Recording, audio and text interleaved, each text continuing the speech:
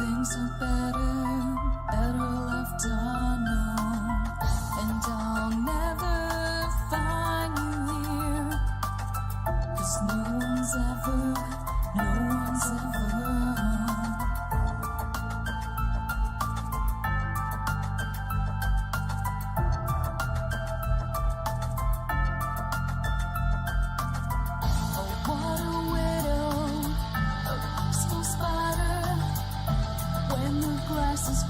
she's a sneaky hider.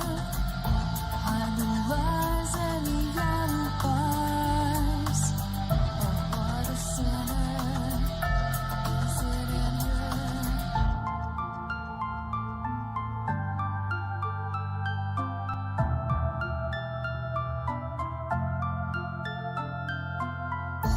What's the truth in this riddle? Is love really just this simple? I can't seem to find my way in this world that never stays.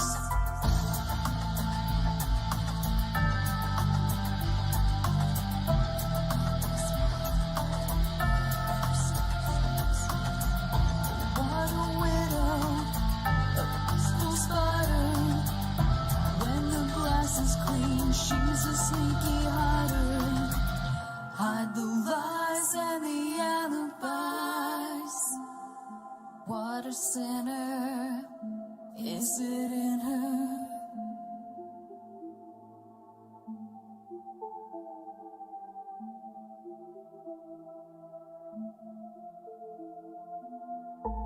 Is this real?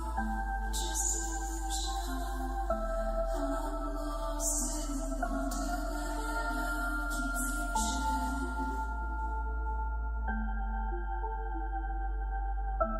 I'm lost in wonderland of confusion. Is this real or just illusion? Manifestation or a dark delusion? Is this real or just illusion? I'm lost in a wonderland of confusion.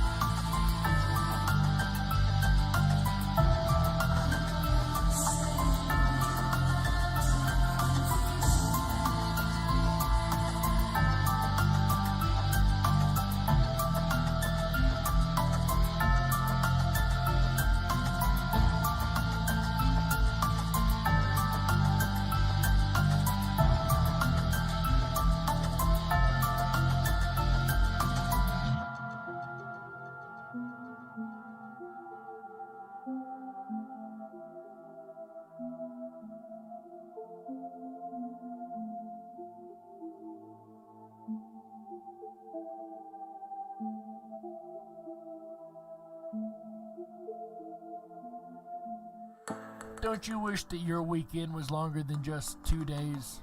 Well, if so, then you're in luck, because here on Rippin' Common Sense Radio, our weekend begins on Wednesday. Yes, you heard that right.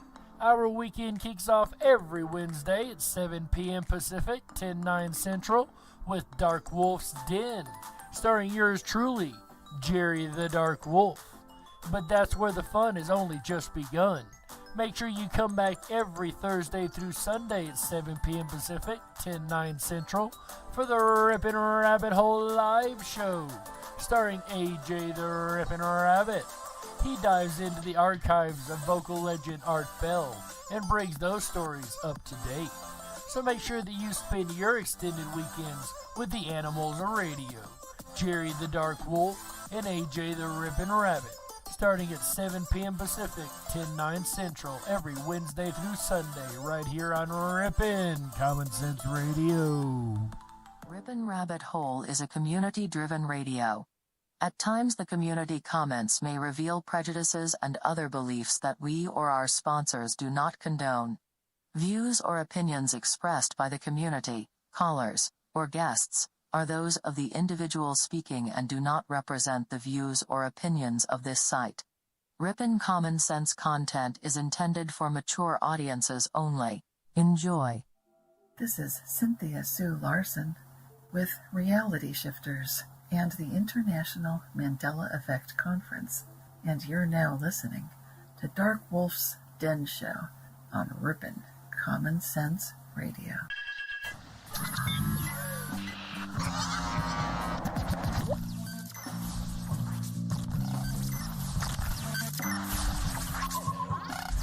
Hello.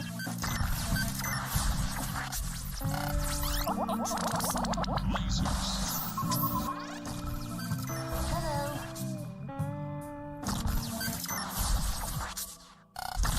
This station is now the ultimate power in the universe. This is your man Meta, aka Propagate This Light, and you're now listening to Darkwolf's Den.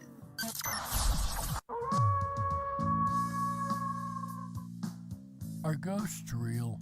We had 1,000 hours of continuous communication with the spirit world. Does time travel actually exist? The laws of physics seem to be compatible with time machines. You know, sometimes I wonder about reincarnation. Don't you? A 4-year-old boy in Adelaide, Australia, has told his parents that he used to be Britain's Princess Diana. What would happen if the world found out that aliens were real? I didn't say disclosure would be easy, but what is the alternative? To establish a space force as the 6th branch of the armed forces. We have so many questions and yet so little time, so to have you here, the pleasure is all mine. Coming to you from a secret mountain cave, hidden deep within the Idaho wilderness. This is the Darkwolf's Den Show. Now, here is your host, Jerry Hicks. That's right, I am Jerry Hicks, also known as the Dark Wolf, and welcome back to another episode of the Darkwolf's Den Show.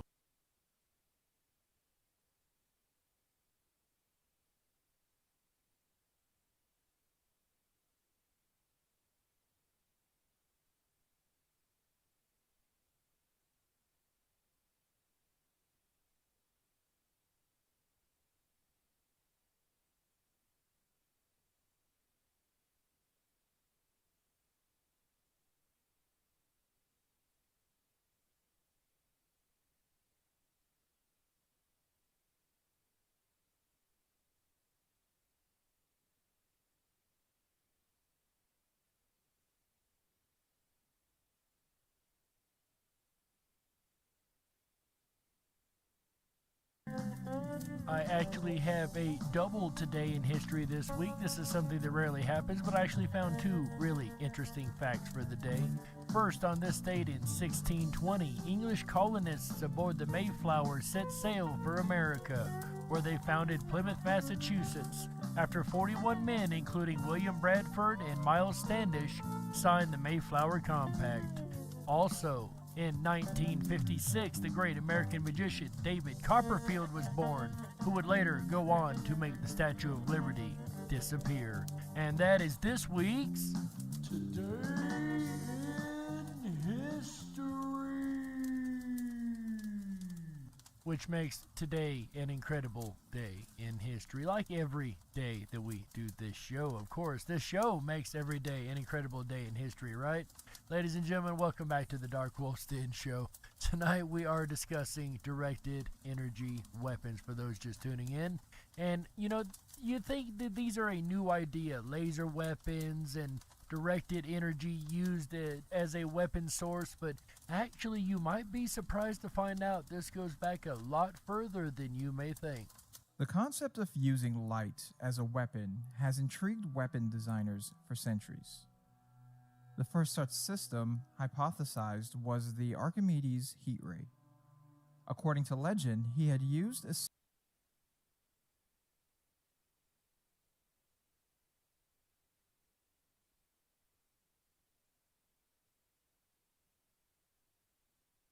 series of mirrors to focus sunlight on ships of the Roman fleet as they invaded Syracuse, setting them on fire. So once again, using energy to direct into a weapon form is not a new idea. It, as a matter of fact, goes back to the Greeks, as we just heard with Archimedes' mirror.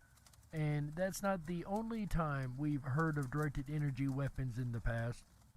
During World War II, various stories of engine-stopping rays had been reported, including Nazi-supported studies into a directed X-ray beam weapon. Researched by the German electrical engineering company Siemens Schuckert, the concept hoped to disable piston engines by ionizing their combustion chambers through a directed bombardment of X-rays. And once again, this is back in World War II that they were trying to do this. So directed energy weapons have been a thing for a long, long time. And what we see today in, say, California and on the West Coast and in different areas could or could not be the effects of the weapons in play. Now, I have heard a lot of rumors that that is the case, and let's look into the plausibility that that could even be the case. Fast forward 2 decades, and it would not be until 1960 for the light weapon to reach the realm of feasibility, when Theodore H. Maiman operated the first functioning laser at Hughes Research Laboratories in Malibu, California. And you noticed it said that he operated. It didn't say that he invented it. It said that he operated it. And if you go back and listen to our Paranormal Technologies episode, you might question where it actually came from to begin with. But what we're going to talk about tonight is how dangerous it may very well have become. In civilian applications, lasers would soon grow in power. With the ability to focus kilowatts of energy onto a small point, their use in industrial welding and cutting expanded rapidly.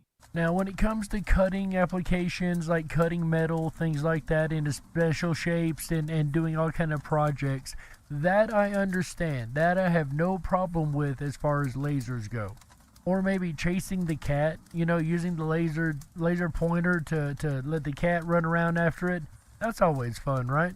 Though their initial military use has been more indirect, being used primarily for range finding, targeting, and ordnance guidance. And although those are definitely things that lasers can be used for, it's not the only thing that they can and are used for. The first use of lasers to damage targets directly were laser blinding weapons. These were first used during the Falklands conflict and the 1980s war between Iran and Iraq. Because relatively low energy levels could permanently blind combatants, their use led to the protocol on laser blinding weapons in 1995. And to be clear, these articles only cover the blinding using a laser weapon. Anything else using a laser weapon is fine, you just can't blind the person. These protocols would eventually be adopted by 108 nations by 2018. Lower-powered systems intended to temporarily blind or disorient its target, called dazzlers, are still in use today by both the military and law enforcement. Yeah, one caveat is temporary blindness is okay, it just cannot be permanent blindness. Laser systems that directly use highly focused light as a ranged weapon to damage a target are part of a class of arms known as directed energy weapons, or D.E.W. And for many, many years, they told us that was all conspiracy, none of that existed, it was all in our heads. The directed energy weapons could not be a thing. Now they are a commonplace thing. Directed energy weapons, guys, are not a conspiracy theory anymore. They are conspiracy fact. Despite huge funding into research efforts, both by the US government and several other nations, to date, no known laser-directed energy weapon has ever been used against military hardware on the battlefield. So the wording he just used is very, very important. There has been no laser weapons deployed in the military on the battlefield. However, that's only speaking in wartime. What about in other places? Does it necessarily have to be on a battlefield, or could it be used for rogue intentions? But we'll get into that later.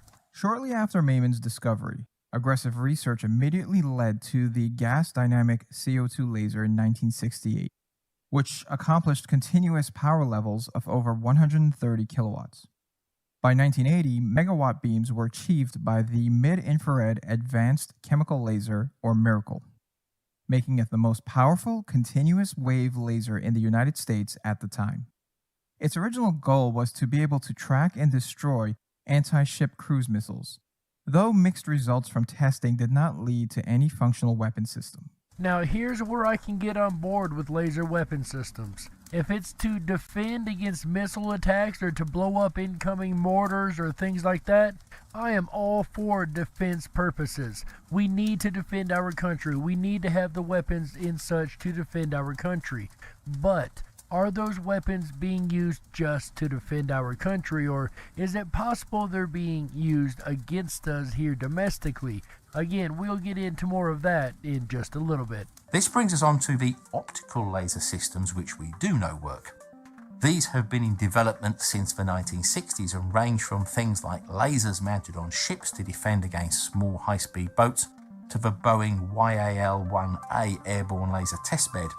This used a laser which was mounted on the front of a Boeing 747 and was designed to use a megawatt-class chemical oxygen iodine laser to shoot down tactical ballistic missiles, which are slower and lower altitude than ICBMs. Which are still in use on some Boeing military jets even today. But the problem with high-power lasers is the atmosphere itself. Over longer distances, which will be needed to affect high-speed targets, turbulence in the atmosphere can affect the beam, making it weaker. As the power goes beyond about 1 megajoule per cubic centimetre, the laser starts to create plasma in the air, which diffuses and scatters the beam. This is called blooming, and it becomes worse if there are particles in the air, such as fog, smoke, dust, rain, smog, or chemicals deliberately dispersed by an enemy. Could this be the reason that America has been chemtrailing as much as it has? Could it have nothing to do with the weather and perhaps they're trying to stop laser weapon attacks without telling us that's what they're doing? Also, when it comes to wildfires, a lot of people have said that the wildfires in the West have been caused by laser weapons, which if it's initial fires, maybe I can totally see that as plausible if nothing else. However, if it's already fires going on and a lot of smoke in the air, there's probably not going to be a laser causing it, at least from what we know so far. To try and minimize blooming, various techniques can be used, including multiple beams, pulsed lasers, laser beam shaping, phase correction, and adaptive optics. Well, it looks like they've worked around these problems with the smoke in the air or air particle issues. So maybe it very well can be used to continue to light fires, if that is the case. That is speculation, but plausibility is there. But the only place where a laser can be exploited to its fullest extent is where there is no atmosphere to get in the way, and is in space.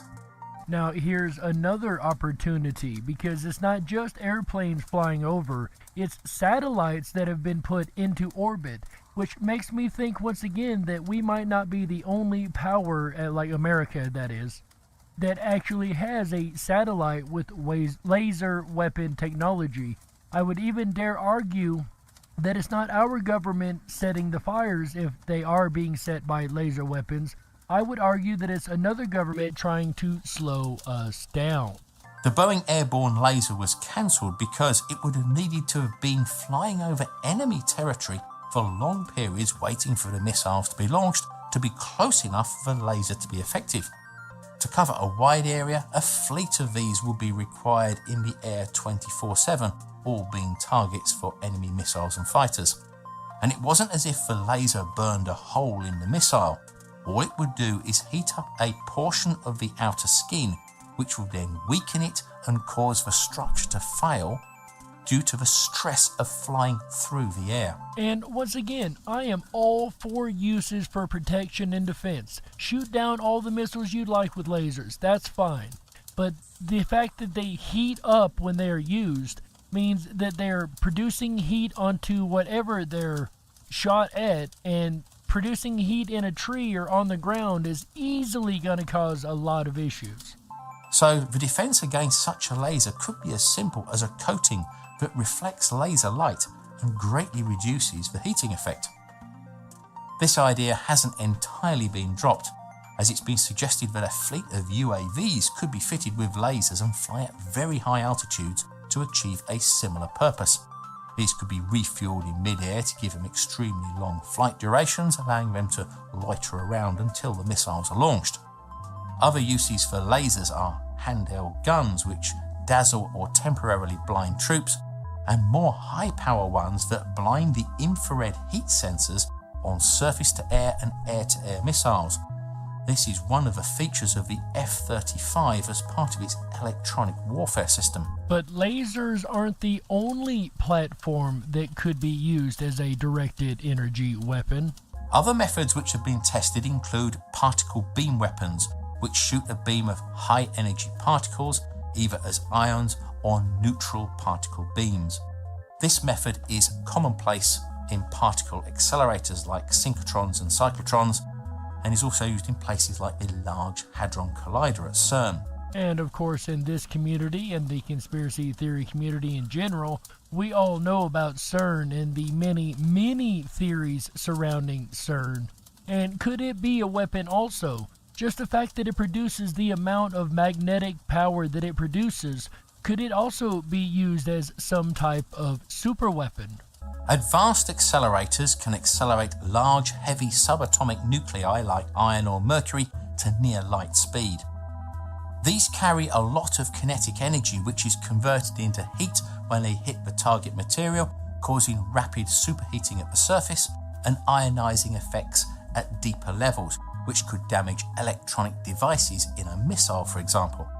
In 1989, as part of the Strategic Defense Initiative, a low-power neutral particle beam accelerator was successfully tested in orbit before being returned intact and is now in the National Air and Space Museum. And you might better recognize the Space Defense Initiative as Reagan's Star Wars program. He had a lot of weapons ideas for space and wanted to weaponize space to protect the Earth itself. And something tells me it wasn't from foreign powers that he was trying to protect the Earth from. But I find that very, very interesting that they actually put a particle beam accelerator into orbit in the 80s, I'm assuming, and brought it back down. I don't know if they actually shot it, but one would think if you put a weapon like that up there, you at least took one shot. But that's just an opinion. I have no evidence to back that up. But to date, no weapon using this technology is being deployed, partly because the power supply required and the size of the magnets to make a viable weapon would be too large to make it portable. But we all know that technology has been shrinking in leaps and bounds, so it shouldn't be long, and even I would dare say that today we have the capabilities to build something of that sort. But what have become deployable systems are ones based on high-power microwaves. These have had a controversial history with systems like the active denial system developed by the US military, which are designed to control crowds or provide perimeter security. And I'm sure a lot of you remember a couple years ago, well, about a few years ago now, the military released a video of their new weapon. Was a Humvee with like a great big satellite dish looking thing on top. And it would take microwave wave energy and disperse it into crowds to create heating effects on the body. This was weaponized microwaves is what it was, directed energy microwave weapon. However, it's the same technology, I guess you would say, the same wavelength, the way I understand it, microwave length, that is used in 5G. And that's something that is worrying a lot of people, because if it's something they've already weaponized, now they're going to give it to us as an internet system. Is it something that we should trust? And I can totally see having that information where it would be quite a scary option. And were used in Afghanistan in 2010 to control crowds without using live fire. These use the same principle as a microwave oven by exciting water molecules in the skin to cause them to heat up and create a burning sensation, basically to get people to move away from the area without lethal force or causing permanent injury. As some have stated, it fills the gap between shouting and shooting. And in the second half, we'll cover some more weapons and how they might very well be used on an individual level opposed to a crowd level. The difference between this and a microwave oven is the frequency of the ADS system is much higher at 95 GHz to the 2.45 GHz of a microwave oven. This means that it can only penetrate the top layer of skin to about 0.4 millimeters compared to the 17 millimeters of the lower frequency oven. That's still enough to cause a very, very painful irritation on the skin and make you want to be away from whatever is causing that irritation. The current system, ADS2, uses 100 kilowatt output to cover a wide area but can be focused onto smaller areas farther away. However, just as anyone with a microwave oven will know, if you wrap your food or yourself in conductive material like aluminium foil or specialist electromagnetically shielded clothing, you create a Faraday shield, which greatly reduces the effectiveness of such a device. But it hasn't stopped the development of what some people call E-bombs, high-power microwave systems used to destroy computers and other electronic devices. Just as was found in the nuclear tests, you can induce large electrical currents into any unshielded electrical system if you expose it to high-power radio waves. And again, with technology getting smaller and smaller all the time, pretty soon we will have microwave weapon guns that we could just shoot someone's cell phone and completely disable it instantly. That's kind of a scary thought. Again, if you put a fork into a microwave oven, you will see the sparks jumping, as the metal acts as an aerial, converting the microwaves into electricity. But you don't need a continuous beam of microwaves to damage modern electronics. Well, how much energy would you need for what amount of time to damage electronics nowadays? A very short pulse of microwaves, as short as 100 nanoseconds, but at a very high peak power, up to 1 gigawatt, can instantly fry the tiny transistors in modern ICs. 100 nanoseconds. It takes longer to take a breath than 100 nanoseconds. That is everything of instantaneous. The US Air Force has already deployed cruise missiles with such a system called CHAMP, or Counter Electronics High Power Microwave Advanced Missile Project. The idea is that these will be dropped from something like a B-52 and then fly to the target and then zap individual buildings with a focused beam of microwaves, destroying the computers and electronic systems inside. This would allow them to target buildings which were deemed a military threat, such as regional headquarters, but leave civilian ones like hospitals untouched. Which is yet another oddity that we're finding with these wildfires, is that some areas are burnt while the areas right next to them are completely left alone. And it's not like a regular fire, it's almost like it is really picking and choosing where it goes and where it doesn't, just like what we're hearing about here. Because the high energy pulse of the microwaves is very short, it doesn't have time to heat up the water molecules in living tissue and cause burns, and as such is deemed as not a threat to the people inside the building. Okay, so this won't be starting any fires, but am I the only one that wants to go to Google and Amazon and all these and test this equipment? Maybe it's just me. Similar high-power microwave weapons are also expected to be integrated into the F-35 and other UAVs by the mid-2020s. Another area where this type of targeted microwave weapon is being used is against drones and drone swarms, with easily available commercial drones being able to carry out spying missions or even carry small but deadly high explosives. Using high-power microwave pulses to destroy their electronics would stop them dead in their tracks and they would just fall out of the skies. Even if the electronics are shielded, the GPS aerial, which the drones rely upon for guidance, is still exposed. Even our old friend the lasers are being used to burn the frame of the drones, causing structural failure. I would also argue that that much interference in the air would mess up the radio communication between the ground and the drone, and it would just stop working correctly anyway, but that's just an assumption. Raytheon has built and tested 2 systems for the US Army, one using high-power microwaves and others using high-power lasers as counter-drone weapons. And as for a glimpse of the future, there are rumours of similar systems being under development using microwave or lasers combined with high-speed tracking radar that is optimised for shooting down artillery shells, mortars or rockets in flight by heating their explosive charge until they detonate. It's the other ways these systems can be used that really worries me. These drones are commercial, like he said. Yeah, I can go to the store and buy one right now. And if certain people don't like where I'm flying it, they can just shoot with one of these microwave weapons and away my drone goes. I don't like that. I really don't. Like, I understand there are reasons to have things like that. And once again, I'm all for defense of our country. I'm all for having the weapons that we need to defend ourselves. As long as we're using them to defend ourselves and not using them domestically against our own citizens. When it comes to controversial science projects, the High Frequency Active Auroral Research Program, or HAARP, is right up there with the moon landings and chemtrails on the conspiracy hit list.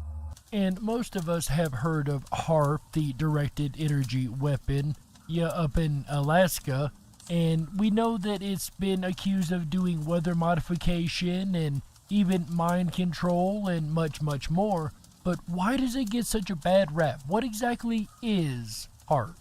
Our buddy Paul here from over at Curious Droid, who you've heard most of tonight's show so far, is going to explain to us a little bit about what HAARP really is. Some of the many reasons why HAARP attracts so much attention comes from the claims of scientifically uninformed theorists that say it can control the weather, set off earthquakes, hurricanes, floods, bring down missiles and planes, disrupt worldwide communications, and influence people's minds and moods. All of which I do believe is possible. And here in a minute, it'll make much more sense why I personally believe that. If that were true, then it would be one of, if not the most powerful pieces of technology on the planet, and hidden behind government and military secrecy. Yet HAARP is unclassified, though it was funded and jointly managed by the US Air Force, US Navy and DARPA. Which isn't actually the full story. For a long time, it was a, quote, conspiracy theory. And the government claimed that it did not exist, and everybody who said it existed was crazy, and they would do nothing of the sort and had no kind of facility that had anything to do with the atmosphere. However, later on, they would turn around and admit not only do they have it, but yeah, they're not going to use it anymore. They can't afford to use it anymore. And would later turn it over to the University of Alaska at Fairbanks. And we'll discuss that here just a little bit more momentarily. But what exactly is the machine known as HAARP? What does it do? What is it for? So what is the purpose of HAARP? Well, its basic remit is to study the ionosphere, its interaction with space weather, and how it affects radio communications here on Earth.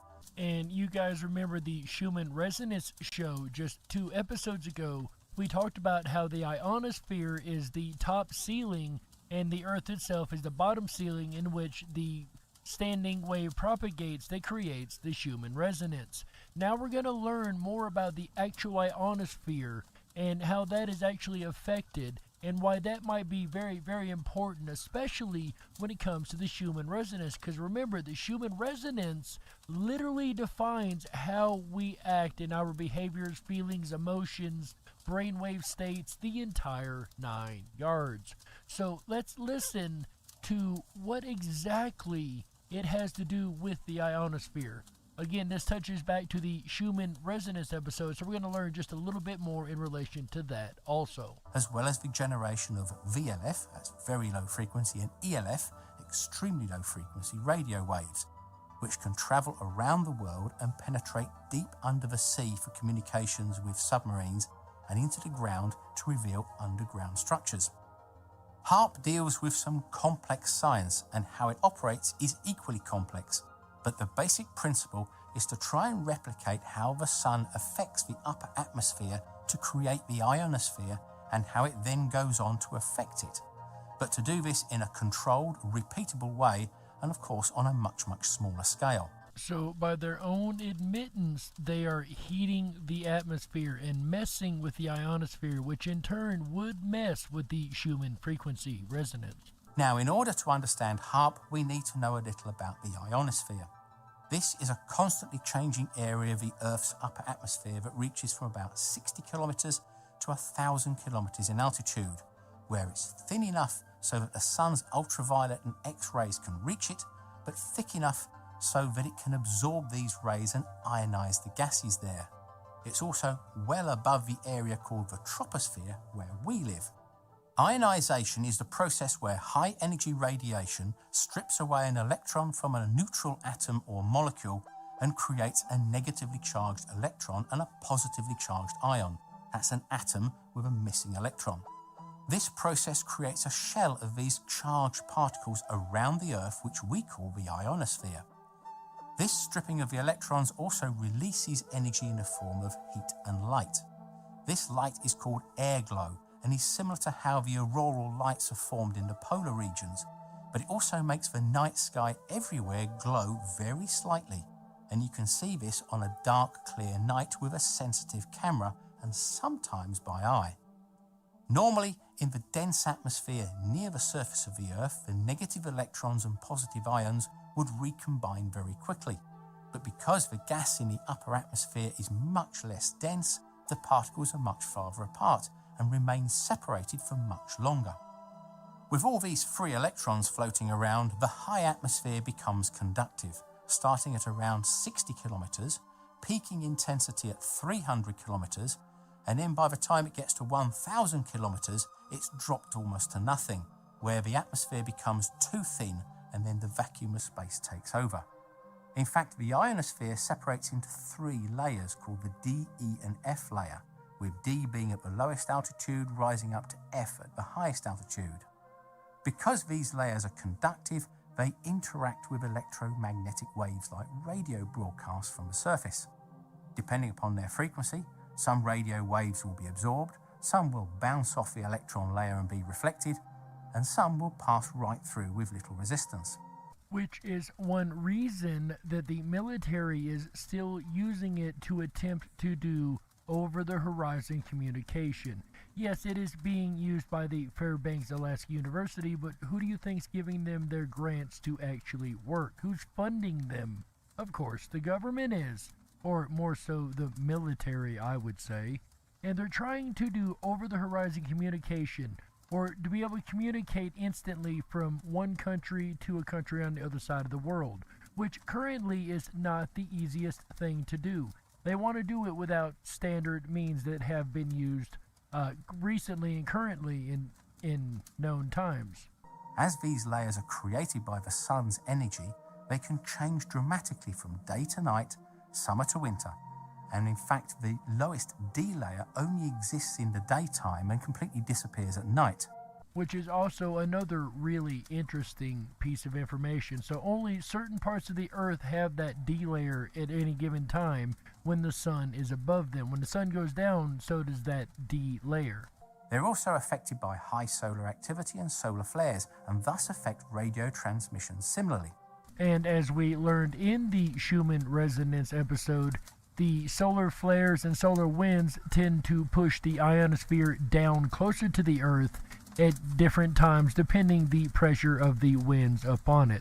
To find out why, you have to go back to an area of Alaska before HAARP was constructed, and to the oil and gas company Atlantic Richfield, also known as ARCO, and Bernard Eastland.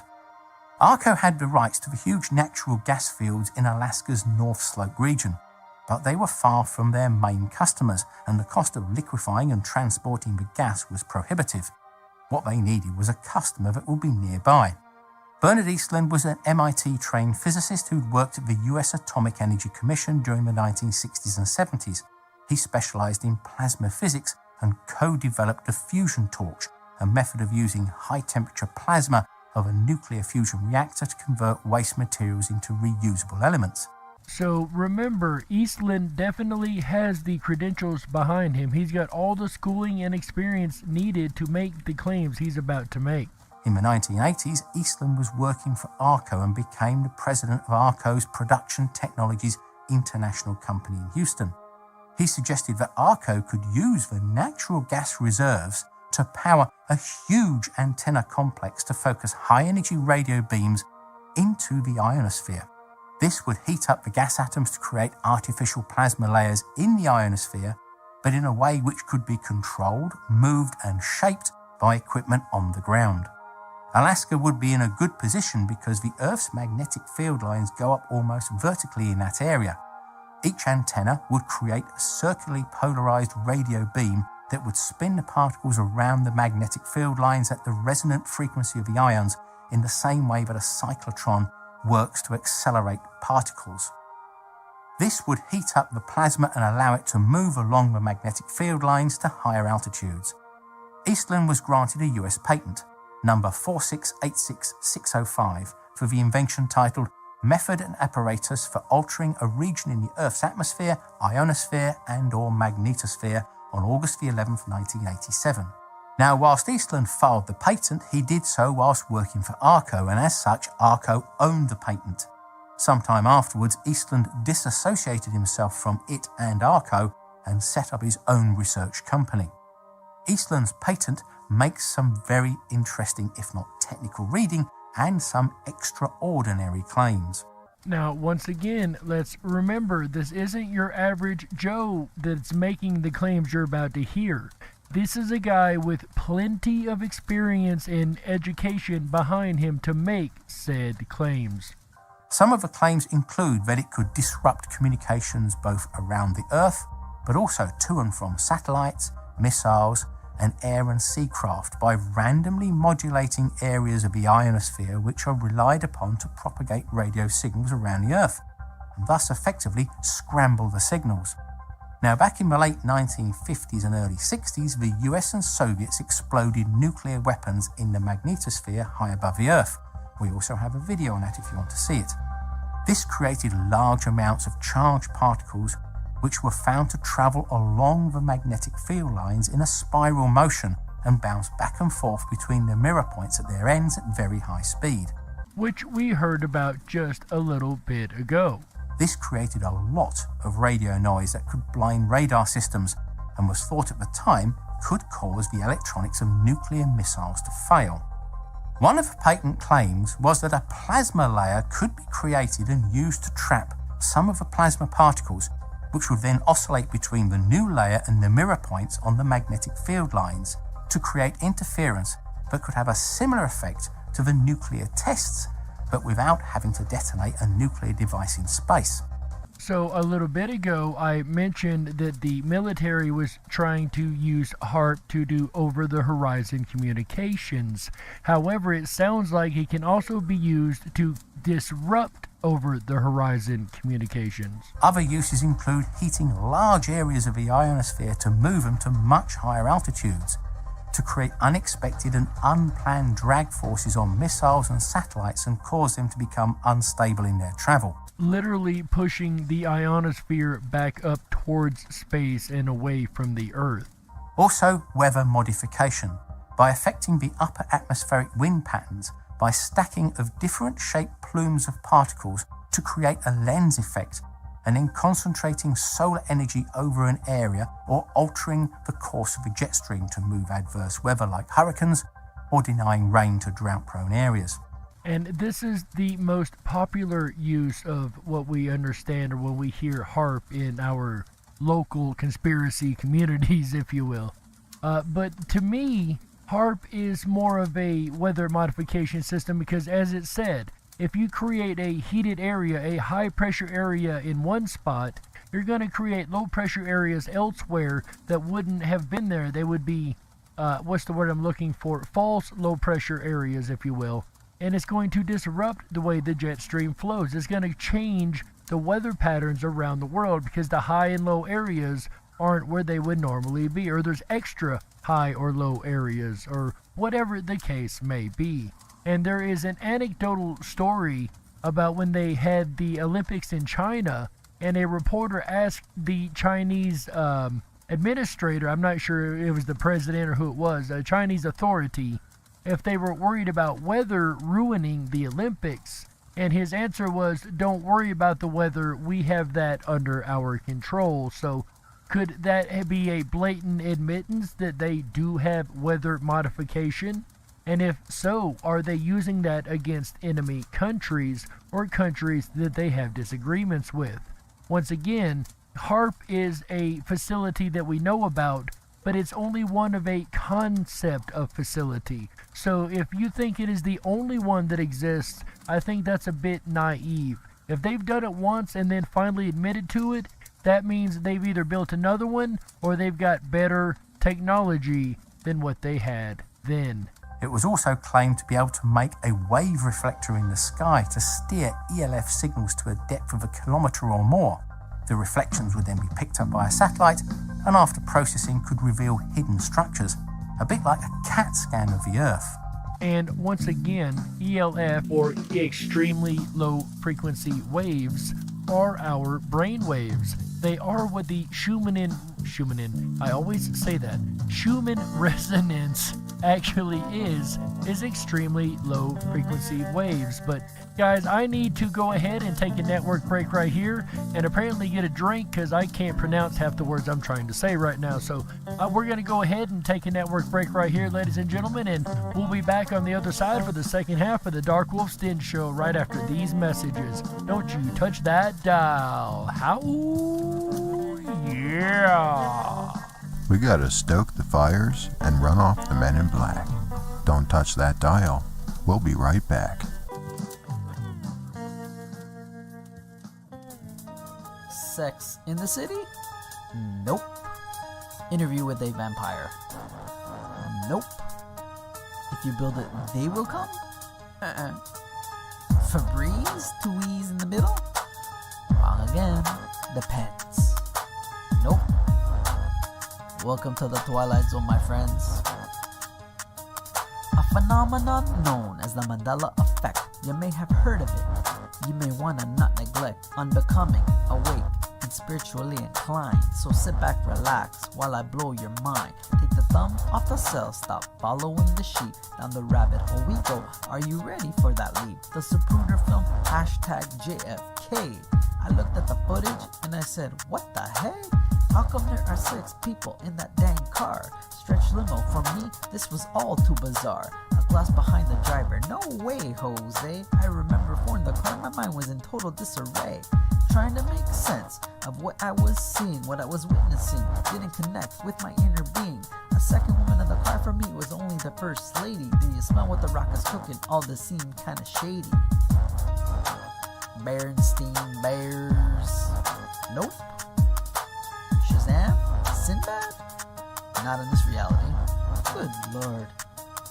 An awakening. Was it all a revelation? The naysayers and skeptics call it confabulation. They say you misremembered and call us bat crazy. Did you smoke a doobie? Maybe that's why it's a little bit hazy. Unless you experience it, you'll never know. But enough of that. On with this Mandela effect flow. Mandela effect in the house. What in the world happened to Ed McMahon? In this reality, Publishers Clearinghouse was not a fan. Never the spokesperson, but we remember it clear as day. McMahon holding that check while the winner yelled out, yay! American Family Publishers, never heard of them until now. This Mandela effect has me raising the people's eyebrow. So many theories on what it could be. Have you ever heard of CERN and the LHC? Luke, I am your father. Nope. Sally Fields? Nope, wrong again. That stands for the Large Hadron Collider. I thought I would mention. You know, the machine that opens up portals into different dimensions? You're probably thinking that this is all science fiction, but you gotta think outside the box and have no restrictions. Alternate realities and parallel dimensions. Okay, I get some of your apprehensions. Could this all be a spiritual evolution? Cause the human race has grown tired of this toxic pollution. Mandela effect in the house. Crazy. Some people, they just don't understand. That's just the way it is. You know? Stay strong, my friends. it is. Dolly has no braces? Are you serious? Good lord. Joel Osteen. Oh wait, Joel Osteen. So what the heck happened to the owl? Oh my gosh. Oh, this is definitely the Twilight Zone. This is crazy. Oh yeah, we have officially kicked off the weekend. If you're enjoying the Darkwolf's Den Show directed energy weapons, please make sure to thumb up that video, hit that subscribe button, and ring that bell. You'll get our notifications every time we go live. We're here every Wednesday, Thursday, Friday, and Saturday night, including Sundays, ending out the weekends for you. The very best in common sense radio, the Rippin' Rabbit Hole. A big shout out to Cynthia Sue Larson, Earth Daughter, My Life, CSFL Champion, Gunsight 1, Terry Taggart, Made in Texas, for all of you participating in tonight's show. Did you like that Mandela Effect rap from Juanito? I agree with you, Earth Daughter. I think that it needs a video.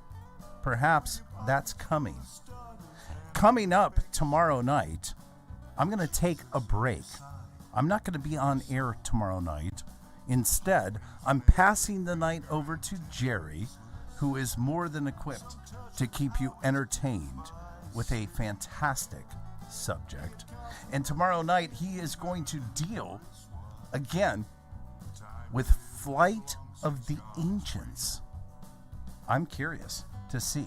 But unfortunately, I have a previous commitment, something that I have to do, but I'll return Friday night with a look at forgetfulness. Are you forgetful? Or should we all just remember? Perhaps. That's Friday, starting at 7 p.m. Pacific, 10/9 Central. Then Saturday night, we'll look at psychosis. What exactly is psychosis and what creates it? What levels of psychosis are more severe than others? And how can we prevent creating the psychosis within ourselves? And then we'll end out the weekend together Sunday night with Holographic Universe, an audience-suggested topic. We're going to take a look at the possibility that quantum physics opens up the door with quantum computing to the reality of holographic universe. It's going to be a fantastic weekend here on the Rippin' Rabbit Hole. I can tell you this much. Alva Yoder, JoJo's, great to see you. We have had so much fun over there in the backstage VIP lounge this week. It doesn't matter when I go in there. I actually see people in there at any time in the morning. Jerry, wouldn't you agree? Let's see. Jerry, are you there? Are you there, Jerry? Nope, he's not there. He's getting ready. I see him. We're going to return back to tonight's directed energy weapons, the Darkwolf's Den Show, right here on the very best of common sense radio, the Rippin' Rabbit Hole. If you were meant to be controlled, you would have come with a remote, but you didn't. And that's why you listen to the Darkwolf's Den Show. Now, here is your host, Jerry Hicks. That's right, I am Jerry Hicks, also known as the Dark Wolf, and welcome back to the second half of the Darkwolf's Den Show. Whether you're on the edge of reality, the edge of the galaxy, the edge of your seat, or anywhere in between, we're glad you chose us to be right there with you. Ladies and gentlemen, tonight we are discussing directed energy weapons. So far in the first half, we have discussed the different types of weapons so far that we know of, mainly the popular ones, but what can they be used for on a domestic level? We've heard about the foreign uses as far as shooting down missiles and defending our country, but what about the personal level? Can they have effects on individuals? Well, of course, we know with it messing with the Schumann, like the heart program, that will definitely have an effect. But what about other effects on human beings? I received an email the other day that had a link in it for a page called davidshirter.com. And this speaks of the symptoms of being attacked by direct energy weapons. It says here that it causes headaches, intense psychological and physiological stress, and that you can feel all of your insides. It stresses the heart, causes insomnia, completely prevents deep sleep, and causes severe muscle aches. During a 2-month period, it also made this person lose over 100 pounds, caused them to wake with their face entirely swollen and eyes unable to completely focus, although this has came and gone since. Another aspect of these attacks has been nausea, extreme nausea. However, Max Spears, one that used conspiracy theorist and truther that used to be around, who is no longer with us here, once said if a person lives long enough through these attacks without having a heart attack or stroke, the body adjusts to them. And according to this person, it seems that they were correct. And it says one more symptom of DEW attacks is major and fast hair loss. I lost hair by handfuls within 2 months of first being attacked, this person said. I still am actually, even though I have never had this issue before, and it came on suddenly and furiously. Which is strange. Balding and hair loss isn't something that happens like that on a normal basis. It usually is a period of time that it happens, unless there's chemicals or other outside influences to cause it. Also, you guys remember there was news a while back out of the Cuban embassy as well as Chinese embassy about attacks on diplomats using some type of sound weaponry. And sound weaponry is not a new idea either, as you guys I'm sure are aware of. And there's something called Voice of God technology. And maybe you guys have heard of it, maybe you haven't. I know in the conspiracy theory realms, most everyone is pretty privy to that type of information. But in case you haven't, this is actually some very scary technology. And it's based on the same microwave technology that we were talking about earlier. Do you believe that a technology exists wherein speech can be encoded and transmitted via microwaves so that it can be heard inside the human skull without the use of a receiver? I became totally immersed in hearing voices. Are you delusional? You could actually hear voices in your head from microwave being the carrier band heating up the temporal lobes. Whenever I hear somebody talking to me about microwaves or stuff like that being zoomed into their head. There have been recent advances in acoustic technology which can transmit sound great distances with a very narrow target range. The long-range acoustic device is one such technology and is currently employed by both military and commercial sea vessels to deter potential attackers. And once again, if we know this weapon or technology is in use in military usages, then what else is it being used for? In San Diego, California, Woody Norris, developer of the LRAD, describes another of his acoustic technologies known as hypersonic sound. It's kind of like radio stations, except in this case, you don't need a receiver. To hear a radio station, I gotta have a receiver. With this, the mixing actually happens in the air, and you hear it without any other device. So if I aim it at you, and it happens to hit both of your ears, and I'm reluctant to say this, it'll be as though the sound is inside your head. Could you imagine just walking down the street and suddenly you hear another voice in your head telling you something, or even telling you to do something? There's been many things that have happened, events that have occurred, in which the person that did the event said that there were voices in their head telling them what to do. And of course, we write these people off as schizophrenic or crazy, but perhaps that's not the case, especially when they don't have a history or pattern of such activity, and all of a sudden it starts happening. This very well could be somebody using a technology like this in order to talk to someone or make them think they're hearing voices or the voices of God telling them what to do. Much of it is people pleading for help because they've been hearing voices in their head for years And now this technology explains it. If it's my sound, turn your head, plug your ears, cover your head, sound goes away. If it doesn't, it's not me.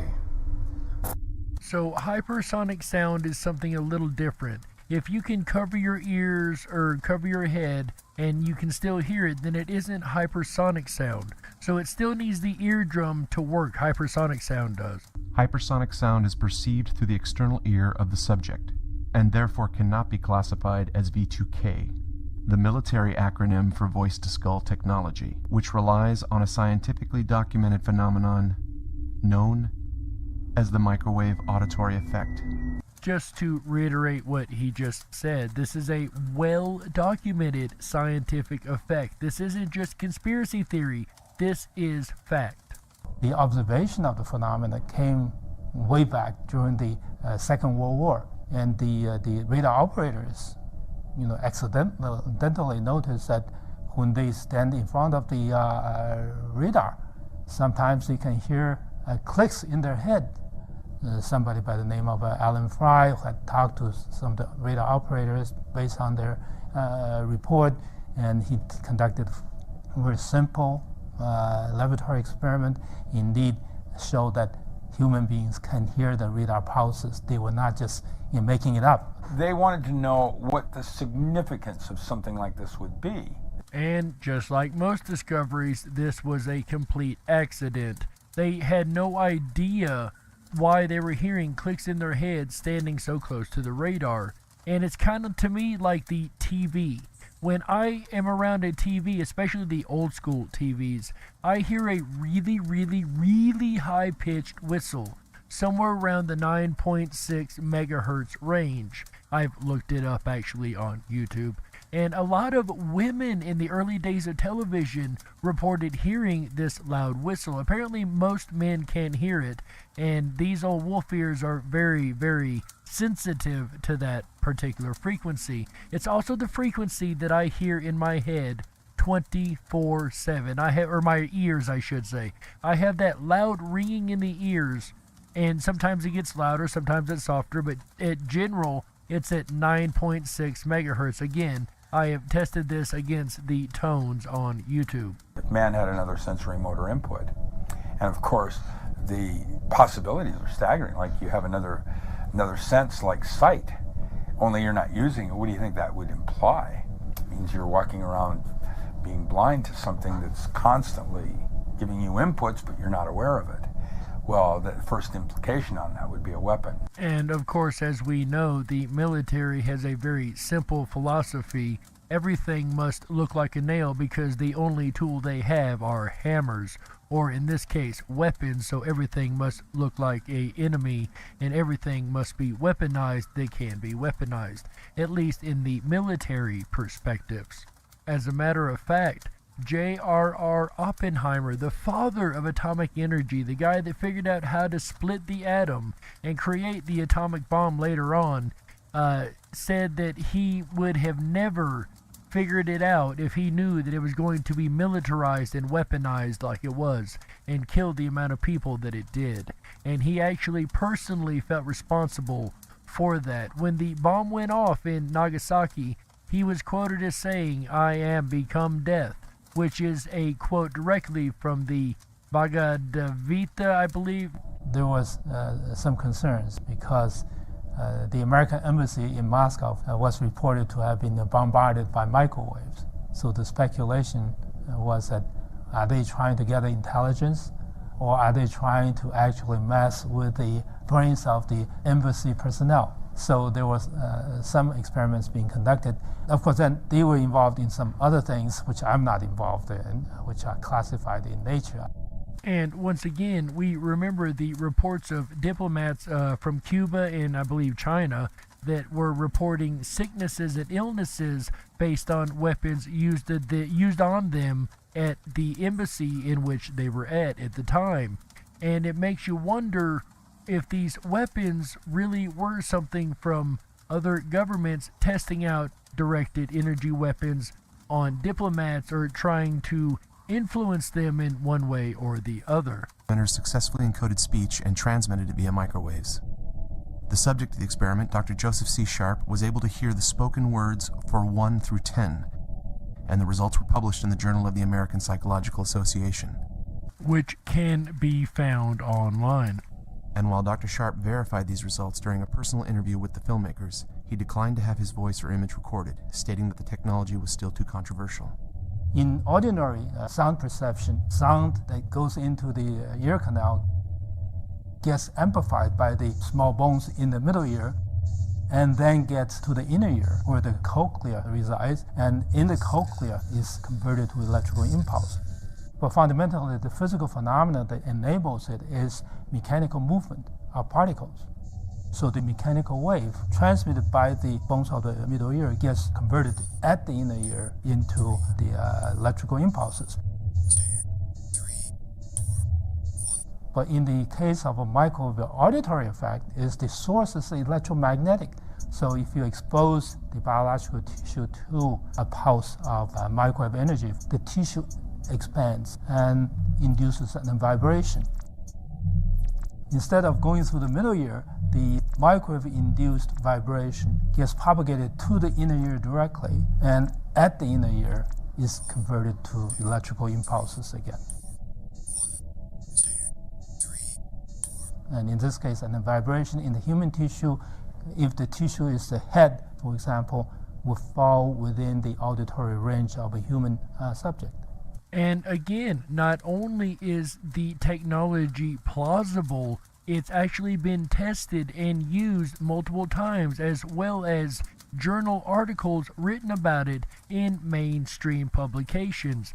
So it's not to say that these cannot be used on an individual level. And there are a group of people called targeted individuals who say that that very much is happening, and they've been targeted out by different associations or alphabet agencies and are under attack by these agencies. You guys remember before I've spoken of the case of Paul Baillies, and I think this is a classic case of target individuals before they had the extreme weaponry.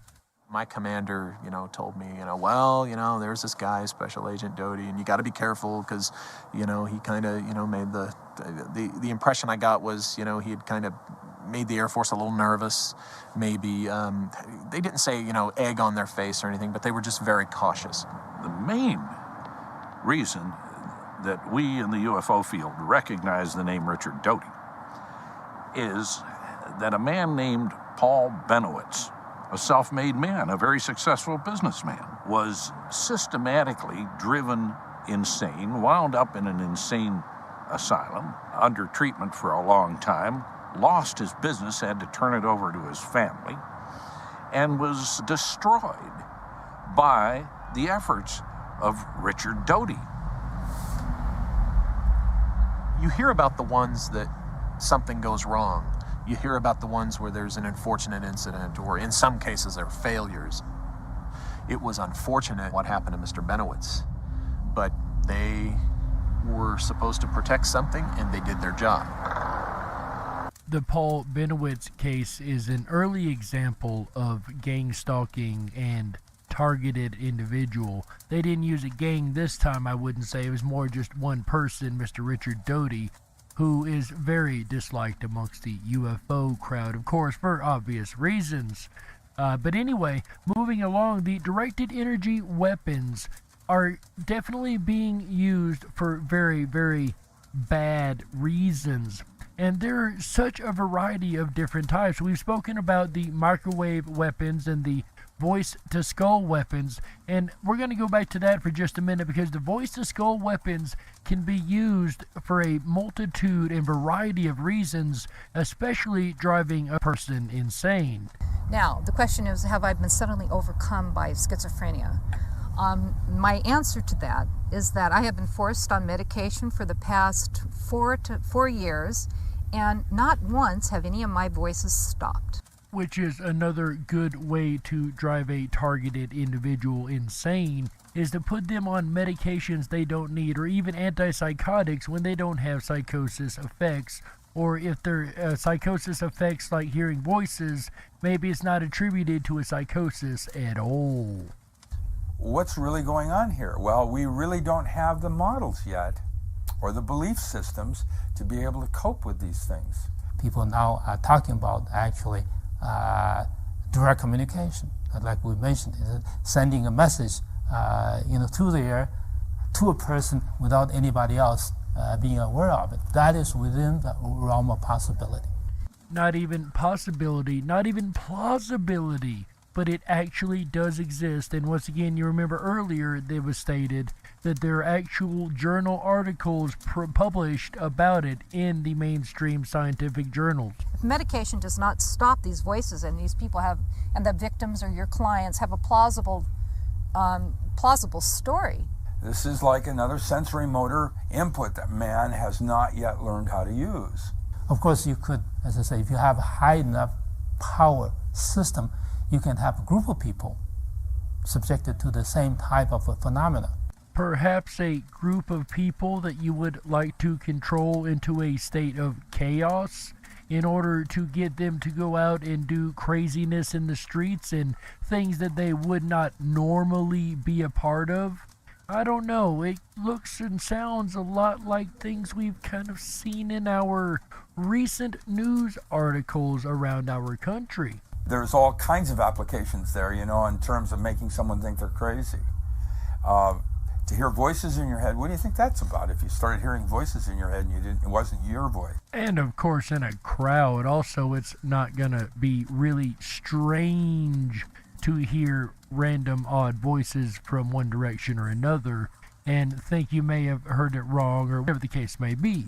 You can always rationalize things like that, of course. And in a group, you can create a group think pretty easily, especially using technology like this. And this is also something else that we remember back in the old days of the CIA and program MK Ultra, which studied one specific aspect. I don't know whether it is true or not. I think there's a sizable number of people who think this is being used for mind control. And I know that might sound a little far-fetched on the surface, but is it really? Is mind control really that far-fetched at all? Remember the old adage, control the media, control the mind, and we've already seen what's happened to our media and how crazy that has made the population in general, discounting the idea that these weapons may be in play, which I truly believe they may be.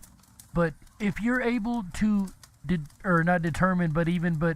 you're able to control a person's behavior based on different things, whether it be gang stalking or weapons or whatever usage way you may be doing it, there's still a system of mind control here, controlling one's thoughts, controlling one's ability to make free choices, or at least guiding these choices in a way that you want as the perpetrator.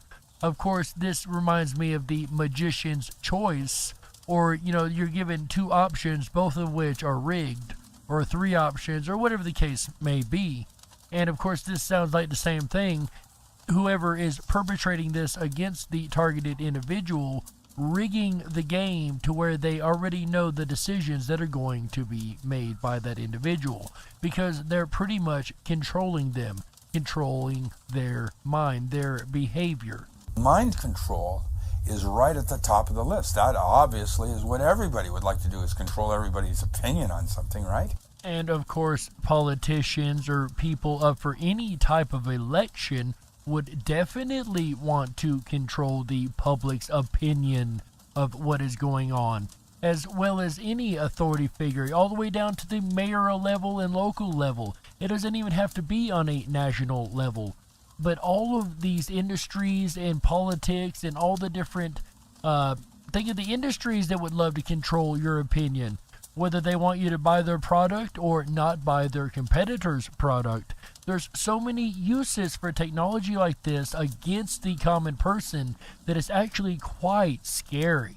I think if somebody who wants to do it, there is the potential. And we all know if the potential's there, then the potential to abuse it is also there. Is that going to convince you? Not necessarily, but it will convince me. That convinces me. No, I do not think that I was just suddenly overcome mysteriously by voices just out of the blue. Again, you have a person here who has never had a schizophrenic or any type of reason to think they've had an episode like that, or would have any traumatic or problems emotionally or anything else whatsoever, has never had voices in their head, in other words, has never experienced anything like that, just all of a sudden had onset psychosis. I don't know, that's a little strange. Dr. Persinger's saying is that virtually any mental state can be artificially injected into a human brain from an exterior source.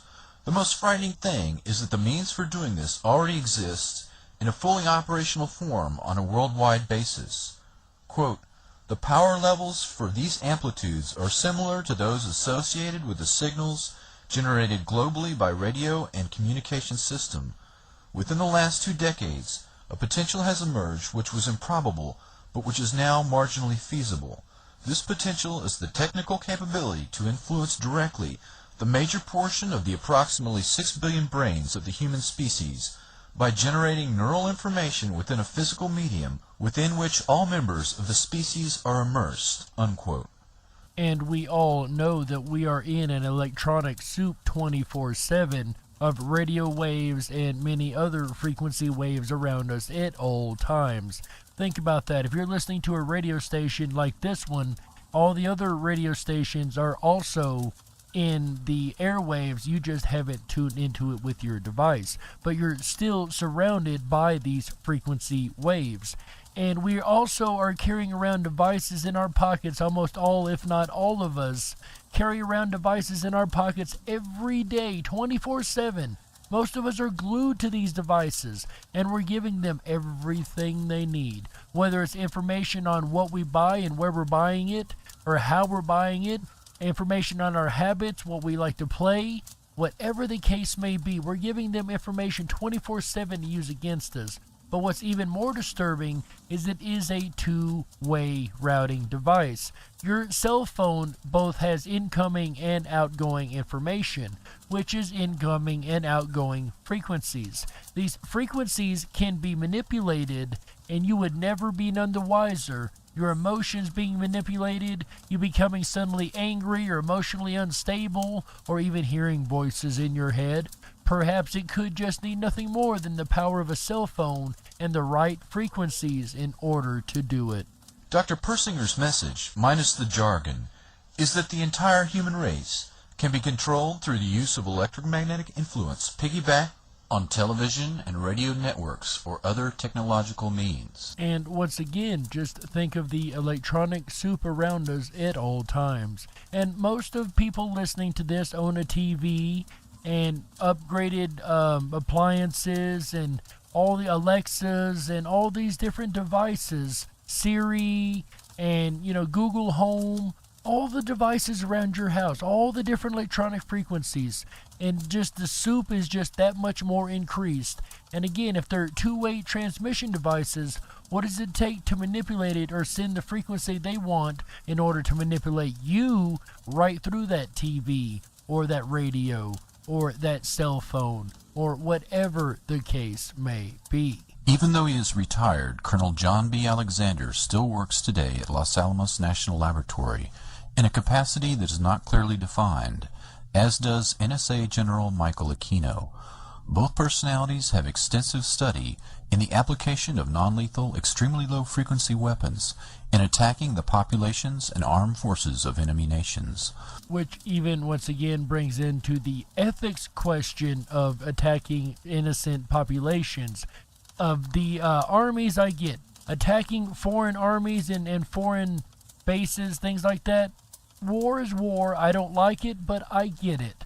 But the civilian populations, the innocents, if you will, should not have anything done to them. And I think it's wrong to use any type of technology like that against an innocent population, whether it be foreign or domestic. However, the question is, have they used it domestically? Whether these terrible weapons that were supposed to have been turned against our implacable enemies have instead been turned against our very own people is difficult to prove given the nature of the weapons involved. And how would you collect data on or evidence on something like this when it deals with mental psychologies and frequencies, and there's no way to prove anything at that point because the frequencies can easily be turned off or changed immediately, and it can look as if nothing has happened to begin with. And of course you end up, or the royal you, whoever's the victim here, ends up looking like an absolute crazy person. Thousands of American citizens have been publicly claiming for years that they are under attack from a directed energy weapon that attacks their physical bodies and their central nervous systems. Hundreds of websites have sprung up on the internet, and these distraught and tormented people have banded together in numerous groups seeking redress and relief from their elected representatives. They have brought legal cases to trial in both the United States and in international forums on human rights. Human rights activists have been besieged by them for help, but all such petitions and court cases have run up against the problem of lack of physical evidence. And once again, how would you collect physical evidence on this? Because clearly your attacker is not going to attack you when you're under some type of medical surveillance and give themselves away. That would just be too blatant and apparent.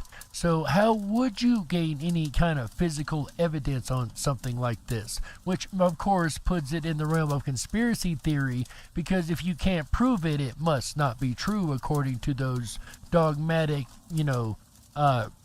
regular judicial systems and a lot of scientists. But just that dogmatism, once again, getting in the way, because if you can't physically prove it, it just can't be.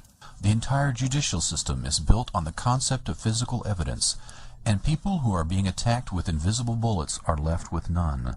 The very few instances of physical evidence within their grasp are easily countered by the government and can be suppressed or confiscated merely by going before a judge and repeating the most abused phrase in the English language: "This is a matter of national security." All physical evidence, paper trails, all crimes, foreign and domestic, are obscured in secrecy by hiding behind the system of classification and public lies. And anybody who has studied the paranormal or conspiracy theory for any amount of time will have already learned that that is the government's favorite thing to hide behind, is the National Security Act. Because you can't argue with that. It's put top secret confidential, and the public are automatically locked out of any information.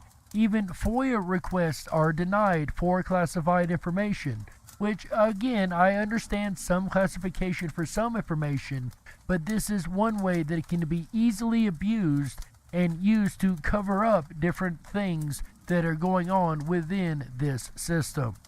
It must be remembered that the human radiation experiments began in 1943 and became public knowledge only when the government allowed it to be released to the public in 1995. 52 years later, the truth finally comes out. And this is not the first time. The United States has a precedent for doing things behind the citizens' backs and then later admitting to it. We heard earlier with HARP, they swore up and down for years that the conspiracy theorists, once again, were wrong, and yet again, the conspiracy theorists were spot on, and they had to admit that not only it existed, but it's a real thing, and they turned it over to the Alaskan University. So, it's not one, but many conspiracy theories that have been proved true time and time again.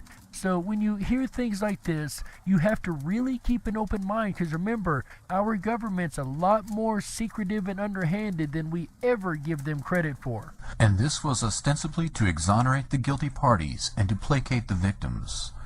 It is with this in mind that you should look at the extensive circumstantial evidence. The U.S. government has a long history of experimenting on human beings, not just the radiation studies, but many different programs of experimentation on unknowing and unwilling human beings. And once again, that gets into a whole bag of ethics problems, but that aside, the government really does have a history of experimenting, doing what it wants, claiming nothing's going on, don't look over here, look over there, and then years and years later, in the case we just heard 52 years later, the truth finally comes out, and it's too late to do anything about it because most of the victims have already passed away at that point anyway. In every instance, these conspiracies were carried out more or less in public for decades without serious challenge. The Tuskegee syphilis study was one such well-known example of a terminal experiment on a large group of human test subjects. Hundreds of African-American men who had become infected with syphilis were allowed to die a slow and terrible death so that the pathology of the disease could be better understood. These men suffered horribly for decades, eventually going blind and then insane. The men also passed their illness onto countless other innocent people unnecessarily. The scientific results were written up and published in the most prestigious medical journals in the country by the most preeminent names in medicine. This state of affairs continued from the 1930s until the 1970s before one single protest was lodged by a medical professional. In the end, this well-known crime of Tuskegee was also papered over, and no one was punished. Which is definitely a commonplace theme with these type of events. However, knowing that they exist, having the knowledge that they've done it already more than once to boot, does not make it any easier when people say, well, you're just a conspiracy theorist. And let's discuss that term real quick, because we use that term a lot on this show. But what is a conspiracy theorist? Why did that word come into play? Well, actually, the reason conspiracy theorist is a word is because the government needed a way to discredit people who were telling the truth about something they didn't want out, which was the JFK assassination, because the people or the citizens had a different point of view or different theory than the official narrative or official line. Then if you did not agree with that official narrative, then you were a conspiracy theorist. And of course, then the news gives it a bad name and ridicules and laughs at anybody who's a conspiracy theorist. And it's just given this dogmatic stigma. It's given this bad look, this bad view, and if you're a conspiracy theorist, you must be one of those crazy tinfoil hat wearing people. Well, it really turns out, and the numbers are really crazy, because 9 out of every 10 conspiracies that are brought up tend to turn out to be true. There are some that I have called shenanigans on, like the TV is watching you instead of you watching the TV. I thought, okay guys, that's extreme, even for me as a conspiracy theorist, a proud one at that. That's a little bit extreme. I gotta say, I don't think that's true. I call shenanigans. Then a couple years later, Julian Assange comes out with the information proving that the TV really is watching you. That is one time I had to eat shoe leather big time, but it just goes to prove even the wildest and craziest sounding conspiracies can turn out to be very much more than true. And tonight we've heard about directed energy weapons, which once again were conspiracy theories. HAARP was a conspiracy theory, and both times the conspiracy theorists and conspiracy theories ended up being spot on and absolutely correct. So what do you guys think? Do you think there are directed energy weapons being used against people? Do you think they're being used to control the population and make people do whatever they want them to do? I don't know. I think that it's possible. We've showed tonight that the weapons exist and it's very plausible. But in the end, ladies and gentlemen, it comes down to what you think. And as always, ladies and gentlemen, you be the judge. We got to close it out. That's right. That's the kickoff to the weekend right here on Rippin' Common Sense Radio. I hope everybody's enjoyed our look at directed energy weapons this week. I know I really have. And let me tell you, before I did the research for this, I would have said it wasn't really that possible that the California fires and things like that could be started by these laser weapons. But after doing this research, let me tell you, I am more than convinced that it is quite plausible. But guys, that's it for me. We're going to kick this weekend off right. We're going to do it a little different this time, guys. So coming up this week, I've been listening to those rabbits over there, and it turns out Thursday, AJ has a prior commitment, and I will actually be taking over the Thursday show this week. I'll be filling in for AJ. So I'll be back tomorrow night, guys, with Flights of the Ancients. That's right. Then on Friday night, forgetfulness. Do you have forgetfulness issues? Well, is there a way that could be solved? Is there a way to improve your memory? Mr. AJ will talk about that on Friday on the Rippin' Rabbit Hole live show at 7 p.m. Pacific, 10/9 Central, Friday night, right here on Rippin' Common Sense Radio. Then at the same time on Saturday night, he'll be talking about psychosis. What is it and how would we recognize it? Is it all really psychosis, or could we have some of those things wrong? Then on Sunday, he'll be talking about the holographic universe, guys.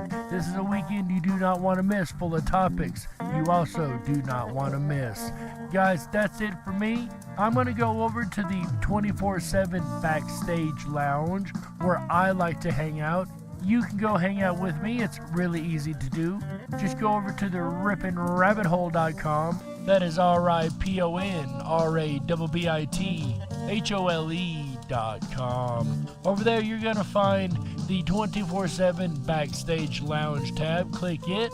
It's going to take you to a new page. Scroll about halfway down that page till you find the VIP Backstage Lounge entrance. Go ahead and click on that. It's going to ask you to okay your microphone and camera, but you can turn those off when you get in the room, and that will not be an issue at all. You can sit there and text chat with us. We have a couple friends that go over there and do just that every week, or every night actually, so I look forward to seeing you guys over there. We're going to have a blast because for you guys, the conversation's in here, but for the Rippin' Rabbits, the conversation is just beginning. Ladies and gentlemen, once again, on behalf of Walt House, Chick, Michael Musco, AJ, the Rippin' Common Sense Radio team, and everybody involved in making this show, I want to say thank you, and we will see you again tomorrow night right here on Rippin' Common Sense Radio. The weekend started, guys. Let's do this. Oh, yeah.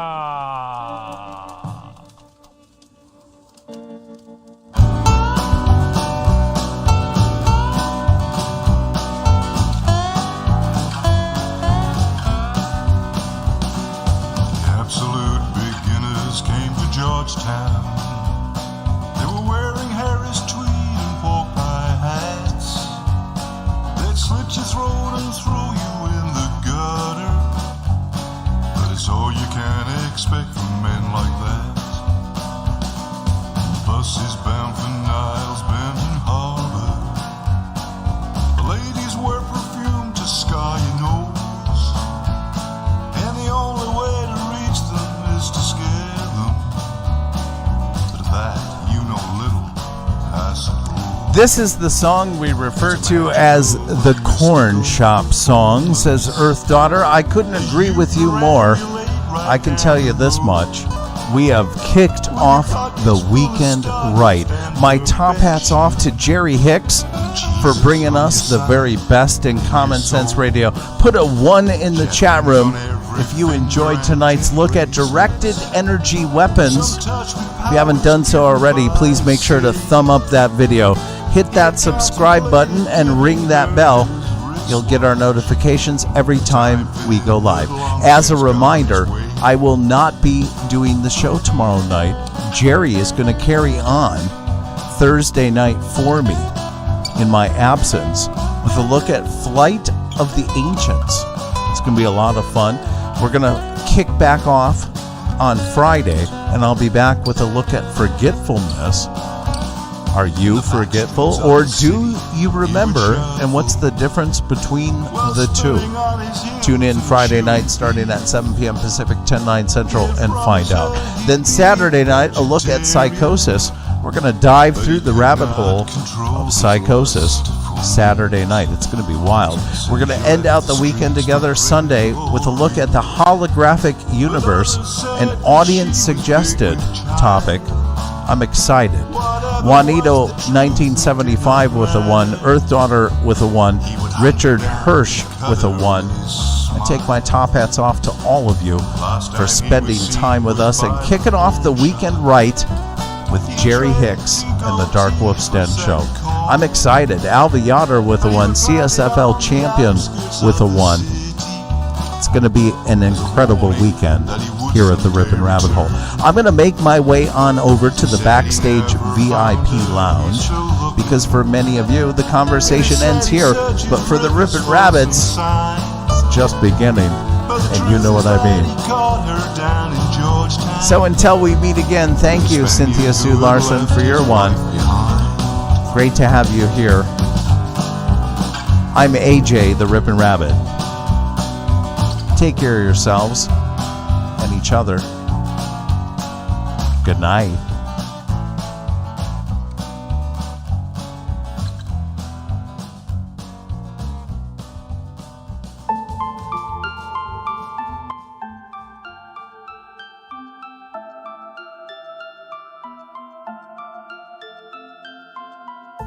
Unlocked and into the dark.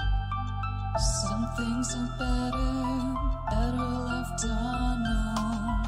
And I'll never find you here, 'cause no one's ever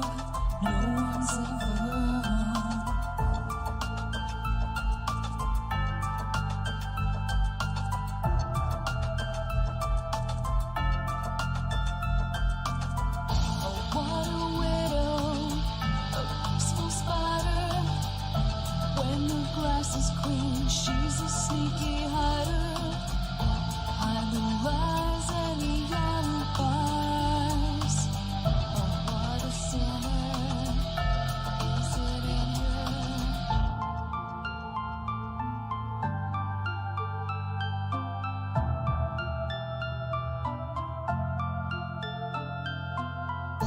What's the truth in this riddle? Is love really just this simple? I can't seem to find my way in this world that never stays.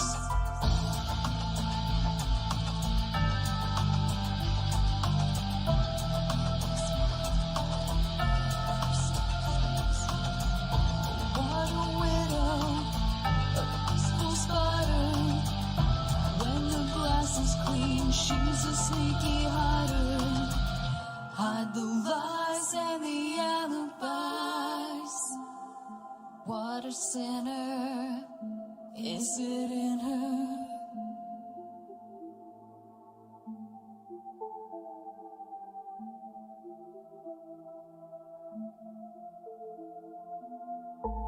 Is this real? Just illusion? I'm lost in wonderland of confusion.